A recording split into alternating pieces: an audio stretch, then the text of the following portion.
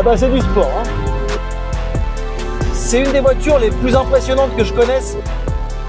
Ça va pas faire rigoler du tout, hein. Allez, ne serait-ce que ça, ce petit bruit de démarrage. Évidemment, on passe en mode manuel, on reste pas en auto. On a une direction qui est hyper précise parce que les roues sont vachement proches de nous et derrière on entend le V8 qui ronronne, hein. La sensation sur les palettes au volant, elle est top. Il y a un petit bruit qui se fait quand tu passes le rapport, c'est que pour le coup, c'est instantané. Alors évidemment, ça reste raide hein, comme voiture. C'est ce qu'on attend d'une Ferrari quand même, hein. On est toujours en mode sport. Moi, c'est ce que j'utiliserai au quotidien. Voilà, à Monaco. C'est une des voitures les plus impressionnantes que je connaisse. En termes de puissance, ça te propulse vraiment très très fort. On va passer en mode race cette fois-ci. Première accélération, voyons un peu ce que ça donne. Allez.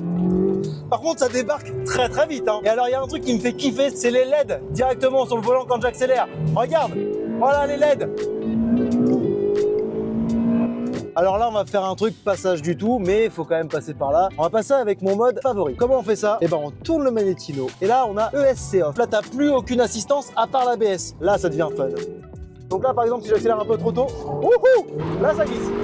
Elle te met des petits à-coups au passage de rapport. Franchement, c'est bon, hein. La précision du train avant, c'est extraordinaire aussi, hein. Alors, c'est pas comme une Porsche, hein. C'est un tout petit peu moins précis, faut reconnaître. Allez, et on va la laisser se calmer un petit peu. On va la laisser refroidir.